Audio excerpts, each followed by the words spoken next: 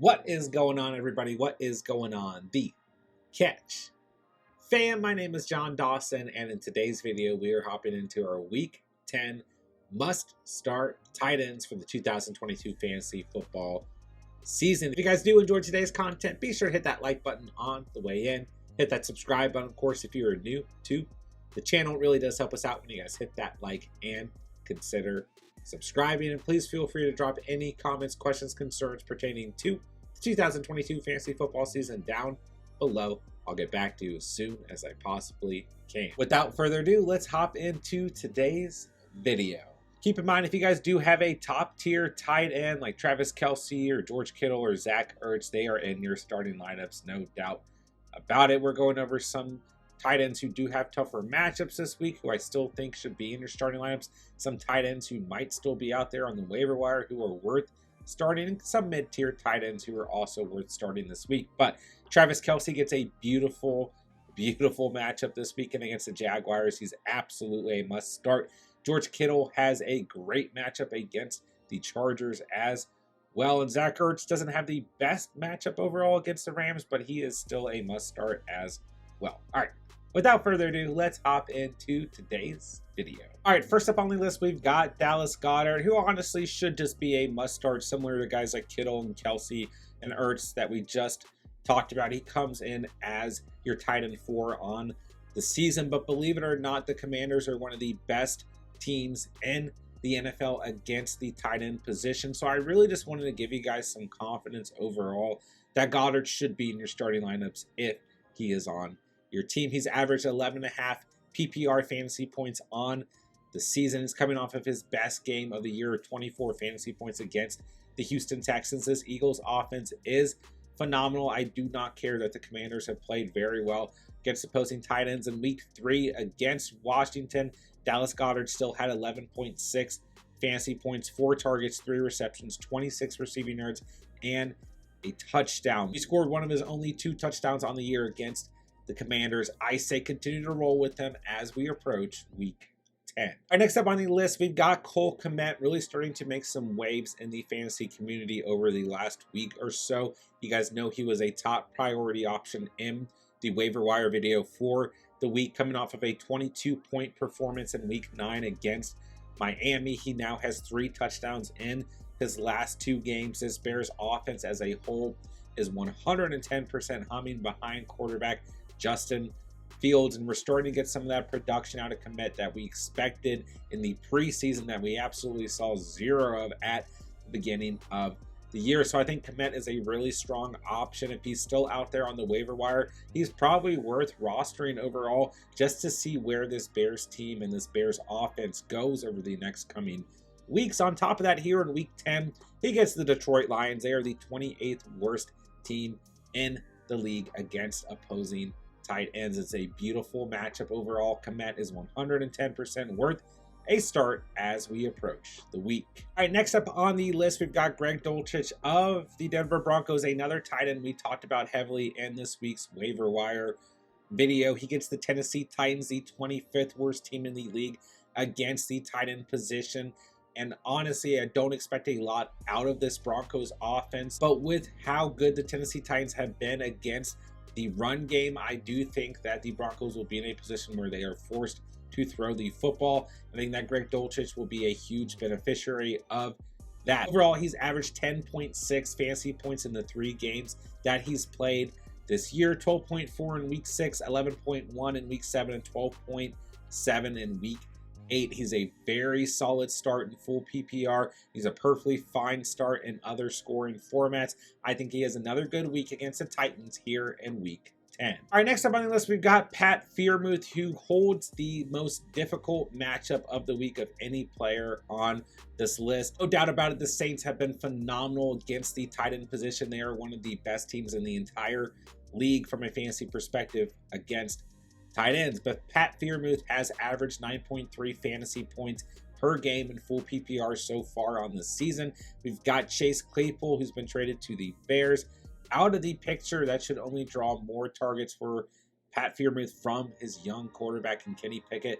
And once again, even though the Steelers are being hit with bad matchup after bad matchup, they are still in offensive game scripts where they need to throw the football, and Pat Freiermuth really acts as a perfect security blanket for a young quarterback like Kenny Pickett. So yes, I hate the matchup. Yes, there's a little bit of an asterisk here, and there's a little bit of risk overall, but I will say if you own Pat Freiermuth, he is still worth starting just due to volume alone. So I want to give you guys a little bit of confidence. If you're stuck with Freiermuth this week, I do think he could still put up a solid stat line, but obviously his overall ceiling is going to be capped as we approach week 10. All right, Tyler Higbee has been absolutely invisible the last 3 weeks with 3.5 or less fantasy points in his last 3 matchups, including 0 fantasy points in week 9. We get another asterisk here because we're not sure at this point in the week if Matthew Stafford is going to continue to be in concussion protocol throughout the weekend. He is questionable at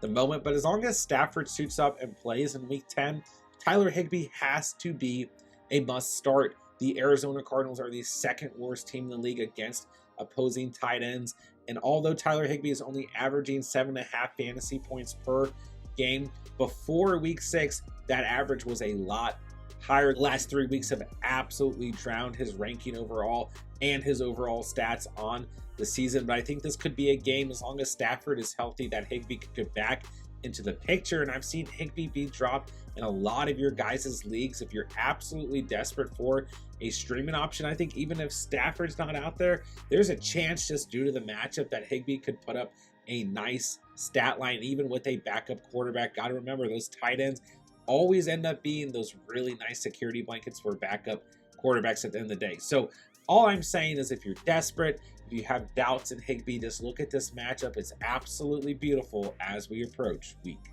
10. All right, last up on the list, we've got Cade Otton of the Buccaneers, who I wish I really talked about in the waiver wire video for the week, because he's a great stream as we approach week 10. We do know that Cameron Brate is more than likely going to suit up this week and be back in the picture for the Buccaneers, but at the moment he's still listed as questionable. And really, regardless, I still think that Cade Otton's in a really good position. Scored the game winner in week 9 against the Rams, so you got to think he's on Tom Brady's good side right now in an offense that's been really disappointing on the season. He's averaging 7.6 PPR points per game so far on the season. In his last 5 matchups, he has 10 or more fantasy points in 3 of those matchups, so he's looked pretty good overall, although there has been some inconsistency. But let's face it, with the tight end position, how volatile it's been, guys like Tyler Higbee, who we just talked about, and Cade Otton, who are averaging 7.5 or more fantasy points, it's really not that bad at the end of the day, even if the ceiling is not great. So he's coming off of a season high game. Like I said, scored the touchdown, the game winner, 17.8 fantasy points, full PPR last week. Had a really good week overall. And Seattle is the worst team in the entire league against the tight end position, so I absolutely think Cade Otton is a really strong option as we approach the week, who might still be floating around on the waiver wire for you. Give him a look. He's worth a start here in week 10. All right, last up on the list, we've got Evan Ingram of the Jacksonville Jaguars, another streaming option for you who may have gotten dropped in your leagues after giving us a stinker and a really good matchup against the Raiders in week 9. Just 1.8 fantasy points, 2 targets, 1 reception, and 8 receiving yards. Was dealing with an injury throughout the week, but he is off of the injury reports, and he gets a nice matchup against the Kansas City Chiefs here in week 10. They are 24th in the league against opposing tight ends. He's coming in as your tight end 12 on the season, so he's a top 12 tight end.